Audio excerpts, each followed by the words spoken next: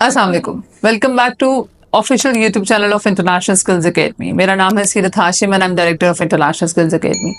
Eyelash extension का ये lecture आपको मैपिंग सिखाने वाला है। डेफिनेटली हमने आईलैश के 2 से 4 लेक्चर्स जो भी किए हैं वो आईलैश वाली प्लेलिस्ट के अंदर ऑलरेडी मौजूद है, लेकिन मैपिंग एक बहुत बड़ा कॉन्सेप्ट है जिसको आहिस्ता आहिस्ता करके मैं डिलीवर करूंगी सो यू कैन लर्न साथ साथ।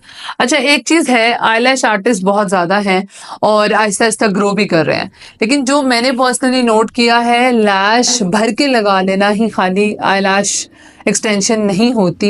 लैश को किसी एक खास मैपिंग के थ्रू फॉलो करते हुए, आंख छोटी है तो कैसे, आंख नैरो है तो कैसे, आंख हुडेड है तो कैसे, अगर आपकी डीप आई सेट है तो कैसे काम करना है, बल्जिंग आई सेट है तो कैसे काम करना है, आलमंड आई सेट है तो कैसे काम करना है, इन सब पे मैपिंग डिफरेंट होती है। पर आज हम जिस मैपिंग की बात कर रहे हैं वो हम जनरल रूल मैपिंग की बात कर रहे हैं। जनरल रूल मैपिंग की बात करूं तो आईलैश में कुछ स्पेसिफिक हाइट और फेमस आईलैश एक्सटेंशंस पाई जाती हैं, जैसे कि कैट आई, डॉल आई, स्क्विरल आई और नेचुरल आई सेट। ये जो स्पेसिफिक फॉर्मूलाज हैं, इनमें से 2 फॉर्मूलाज बेसिकली आज मैं आपको एक्सप्लेन करना चाह रही थी, बट मैंने फिर सोचा कि वो ज़्यादा हो जाएगा, so I will teach you one formula today which is basically doll I set. Now word doll से आपको क्लियरेंस हो जानी चाहिए कि डॉल का मतलब यहाँ पर एक आंख को सेंटर से, जैसे डॉल की आंख होती है, दरमियान से ऐसे खुली हुई और साइडों से थोड़ी सी बंद। आपको रेफरेंस पिक्चर भी इसमें हम दिखा देंगे कि डॉल की जो अपनी आंख होती है वो बटन बटन जैसी सेंटर से खुली हुई होती है। इसी पैटर्न को फॉलो करते हुए हम लैश एक्सटेंशन के अंदर भी डॉल आई परफॉर्म करते हैं।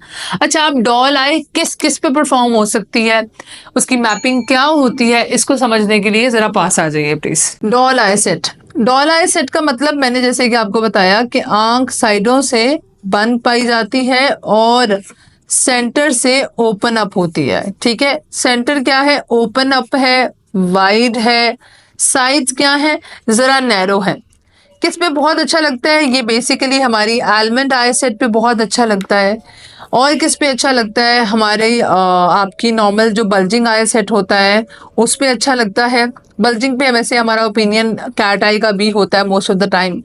स्मॉल आई सेट है, अगर लेट्स सपोज आपकी आई जो है वो स्मॉल है तो भी ओपन अप करने के लिए आपका जो डॉल आई है टेक्निक बहुत आला है। बेसिकली ये उन लोगों के लिए है जो सेंटर ऑफ द वॉल्यूम यानी प्यूपिल के पास ये जो सेंटर एरिया है इसको थोड़ा स्ट्रॉन्ग दिखाना चाहते हैं, वो डॉल आई करवाते हैं। मैं समझाती हूँ। जैसे अगर मैं यहाँ पर लेंथ की बात करूं, कंफ्यूज ना हो जाइएगा, एक लैश ट्रे के अंदर बहुत सारी लेंस होती हैं। यहाँ पर हम 7 मिलीमीटर से 15 मिलीमीटर तक लेंस देख रहे हैं। एक इंसान कंफ्यूज हो जाता है कि इन लेंस को कैसे एडजस्ट करना है। ये लेंथ एडजस्टमेंट बेसिकली मैपिंग के थ्रू हो सकती है। आपका क्लाइंट नॉर्मल लैशेस लेकर आया जो कि कुछ इस तरह की दिखती हैं। अब ये नॉर्मल लैश सेट पे मेरा क्लाइंट चाहता है कि मैं इस पे डॉल आई परफॉर्म करूं। डॉल आई का मतलब क्या होगा, सेंटर एरिया मेरा लॉन्गर लेंस में होगा और आउटर एरिया मेरा शॉर्टर लेंस में होगा। अब इसका मैप करना है। मैप करने का तरीका क्या है, सबसे पहले इन एरियाज के अंदर अगर आप काम करने लगे हैं तो आप देखें कि क्लाइंट की अपने लैशेस की लेंथ कहाँ से शुरू हो रही है। मिसाल के तौर पे क्लाइंट की अपनी लेंथ की लैशेस 6 मिलीमीटर से स्टार्ट हो रही है तो आप 7 मिलीमीटर अप्लाई करोगे ना। यहाँ पर आप 6 तो अप्लाई नहीं करोगे, उनके लैश एक्सटेंशन का मतलब है एक्सटेंडेड वर्जन ऑफ योर लैश। ठीक हो गया। अब फॉर्मूला क्या है, फॉर्मूला समझने के लिए मैं यहाँ पर ड्रॉ करती हूँ। फॉर्मूला इस तरीके से बनेगा कि हम 6, 7, 8, 9, 10, 11, 12, 13, 14 और इधर से फिर 11, 10, 9, 8, 7, 6। मतलब मेरा कहने का ये है कि ये फॉर्मूला कुछ यूं बन के दिखता है। अलहदा से बना के दिखाती हूँ, ध्यान से समझ लें। ये देखें, मैं इसकी अगर ड्राइंग बनाऊं तो ये है डॉल आई की ड्राइंग, यानी सेंटर वॉल्यूमनाइजर, आउटर और इनर कॉर्नर आपके नीचे की तरफ जा रहे हैं। You are going from here to here, ये क्या है आपका डॉल आई सेट। ये मैपिंग अगर मैंने लैश पे करनी है, जैसे मेरे पास ये लैश सेट एक इक्वल लेंथ का मौजूद है, ये डॉल आई पैटर्न बेसिकली हल्का सा दे रहा है, पर इसको अगर हमने बढ़ाना हो तो उसका तरीका क्या होगा, बढ़ाने का तरीका ये होगा कि हम यहाँ पर मैपिंग परफॉर्म करेंगे।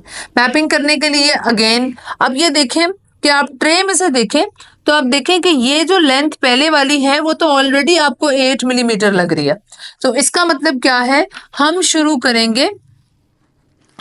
करेंगे इधर से 9, 10, 11, 12, 13, 14 एंड 15। 15 कहाँ तक खत्म होना चाहिए, आपके प्यूपिल, यहां पर समझे आपके, आपका क्या है, प्यूपिल है, ठीक है। ये खत्म होते ही आपकी लंबी वाली लेंथ खत्म हो जानी चाहिए। अब इसके बाद आप फिर से नीचे आना शुरू होंगे, अचानक सीढ़ी नीचे नहीं गिर सकती, यानी यहां पर आपने 15 बनाया है, 15 से एकदम से आप 10 नहीं लगा सकते, वो आपकी लैश जो है वो ऐसे टेढ़ी और अजीब सी लगेगी। 15 के बाद अब आप ग्रेजुअली डिक्रीज करेंगे लेंथ को, तो ग्रेजुअली डिक्रीज करने का तरीका क्या होगा, 15 के बाद हम 12, 11, 10 और फिर से यहां पर 9। This is how you construct a doll I lash map set, ठीक है। आप इस तरीके से एक डॉल आई लैश मैप बनाते हैं, जिसमें आपको ये कंसिडर करना ज़रूरी है। मैं ये पॉइंट आपको एक समझा दूं, मिसाल के तौर पर आपने सेंटर में यहाँ पर 15 की लेंथ लगाई, इससे पहले हम 14 पे थे और उससे पहले शायद हम 13 पे थे। 15 से आप डायरेक्टली 10 लगाएंगे तो कुछ इस तरह की इमेज आती है और वो आंख को बहुत ही भद्दा और टेढ़ा दिखा सकती है। मैपिंग के बगैर आईलैश करना ऐसे ही है जैसे पकड़कर कुछ चंद बाल लगा देना और मैपिंग हो गई। कंस्ट्रक्टिव मैपिंग करने से क्लाइंट की आंख पहले से कई ज्यादा खूबसूरत, एनहांस्ड और प्रैक्टिकल लगती है। कंस्ट्रक्टिव मैपिंग करने के लिए पहले क्लाइंट की आई शेप, फिर उसकी आई टाइप, फिर उसकी personal choice, and then you will choose the best map for that person. Now this is very important कि आप जो लैशेस का मटेरियल इस्तेमाल कर रहे हैं वो फॉक्स मिंक और मिंक होना चाहिए। और इसमें एक और इम्पोर्टेंट पॉइंट मैं बताती चलूं कि अगर लैश का डायामीटर मोटा है, अभी हमारे पास जो डायामीटर मौजूद है वो अगर आपने पिछली वीडियोस नहीं देखी तो जाके देखें, 0.10 का डायामीटर है हमारे पास। कर्ल जो मिक्स है हमारे पास वो सीसी है और लेंथ जो हमारे पास मौजूद है वो 7 to 15 है। अब ये हर जगह पे लिखा जाता है कि सॉफ्ट मटेरियल बनाया जाता है, हैंडमेड होता है, प्रीमियर होता है। आपने वर्ड क्लासिक ऊपर देख के कंफ्यूज हरगिज भी नहीं होना। क्लासिक वर्ड देखने से सबसे बड़ी कंफ्यूजन क्या निकल कर आती है कि आपको लगता है कि ये लैशेस सारी क्लासिक है। ये थोड़ी सी एक बेवकूफ मतलब आप समझ लें कि लाइल्मी वाली सोच है। लाइल्मी वाली सोच इसलिए हम कहेंगे क्योंकि हम अगर सिंगल लगाएं तो वो क्लासिक बन गया और अगर हम फैन बन के लगा लें तो वो वॉल्यूम लैश बन गया। अच्छा, अब यहाँ पर एक लास्ट पॉइंट जो मुझे आपको क्लियर करना है, क्लाइंट चाहे क्लासिक लैश करवाए, चाहे वॉल्यूम करवाए, चाहे हाइब्रिड करवाए और चाहे मेगा वॉल्यूम करवाए, विस्पी लैश सेट करवाए, वेट लैशेस करवाए, बहुत कुछ है, ठीक है। सारी चीजों में अगर वो कोई भी स्टाइल इसमें से चूज कर रहा है, कोई भी टाइप ऑफ लैश वो चूज कर रहा है, वो डॉल आई स्टाइल करवा सकता है। अगर बस एक क्लाइंट आया वो वॉल्यूम लैशेस करवा रहा है, वो भी डॉल आई करवा सकता है।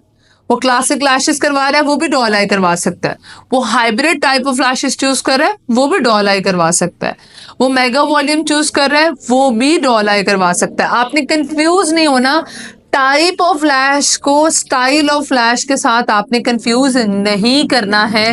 Any type could be perform on the specific style जो क्लाइंट चूज कर रहा है। आई होप कि ये कॉन्सेप्ट आपको अच्छे से क्लियर हो गया होगा।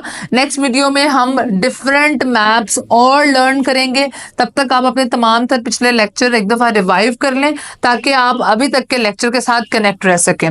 मिलते हैं इंशाल्लाह नेक्स्ट लेक्चर के अंदर। तब तक के लिए सीखते रहें, सिखाते रहें, चैनल को सब्सक्राइब करें, फॉलो करें, कमेंट करें और कनेक्टेड रहें।